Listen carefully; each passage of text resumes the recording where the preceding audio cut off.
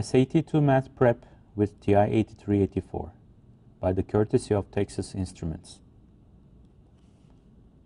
Today, you will learn two very useful techniques. You will learn how to solve equations and inequalities with TI 8384 brand of graphing calculators. You will learn how to exploit the capabilities of TI 8384 calculators to solve any type of equation or inequality. Yes, it's possible. Whether it is algebraic, quadratic, polynomial, exponential, logarithmic, trigonometric, involving absolute values, and others. And more importantly, you will not need to remember the related topic in detail. For instance, you will not need to remember the rules of trigonometry to solve a trigonometric equation or inequality. Learning these techniques will make you score better on your standardized tests like the SATs, the ACTs, as well as the statewide high-stakes tests. These techniques will also help you advance in your algebra, pre-calculus, or even calculus classes. We will first teach the steps for using TI 8384 in order to solve equations or inequalities. Then we will solve a number of examples spanning many of the types of equations and inequalities. Now we start by learning how to solve equations with TI 8384. The first technique is solving equations with TI 8384.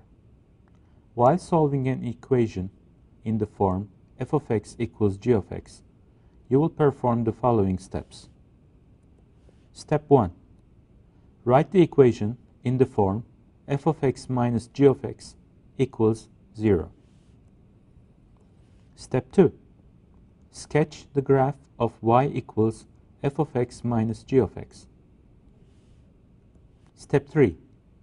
Find the x-intercepts using the calculate 0, calculate minimum, or calculate maximum of TI 8384. Please also make a note of the following.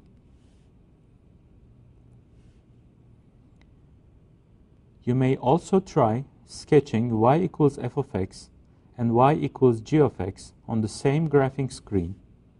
Then you will need to find the points of intersection.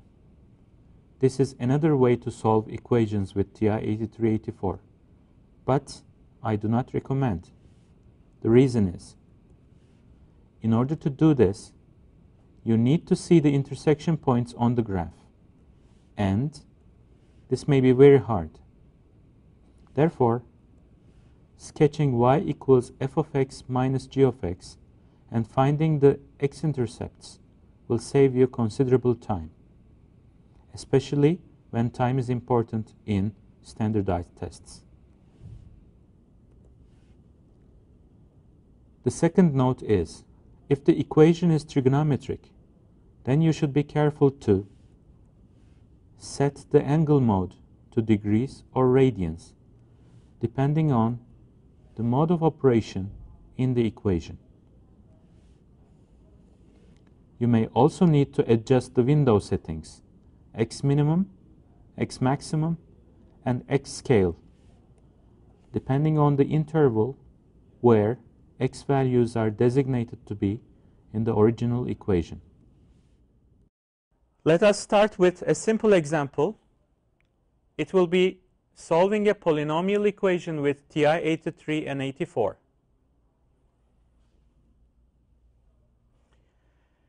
We are given a polynomial which equals 2x squared plus 3x plus 1.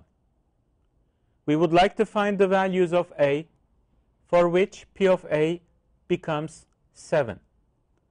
So, if p of a equals 7, what is the value of a? What we will do is, we will equalize p of a by 7 to 7. And we will take the right-hand side to the left. And we will sketch the graph of 2a squared plus 3a minus 6. And we will find its zeros. The zeros will give us the values, the possible values of a. Now, this TI Smart View software simulates what you will be doing actually on the test.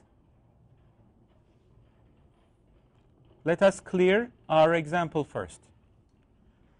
We will be entering our function here. Since we cannot enter any other variable in the function mode, we will be using the variable x in order to solve this equation. The equation was 2x squared plus 3x plus 1 equals 7. 2x squared plus 3x plus 1.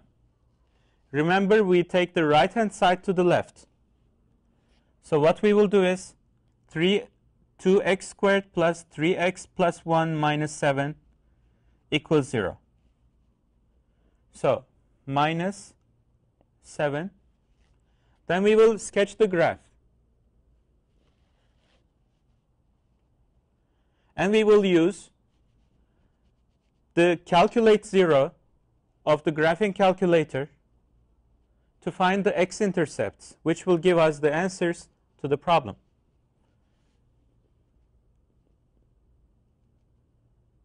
Calculate 0.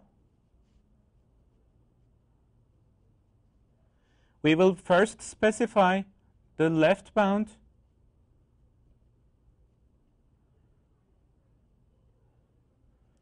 and press enter, and then we will specify the right bound, press enter, and press enter one more time, and we get one of the zeros. One of the zeros is minus 2.64 rounded to the 2 decimal places.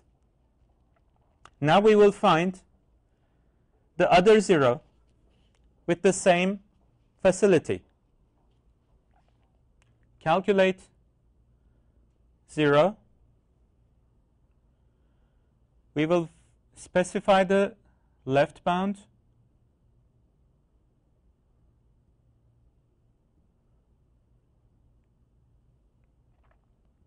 Press enter. We will specify the right bound. Press enter, and press enter one more time. And the other zero is 1.14 rounded to 2 decimal places.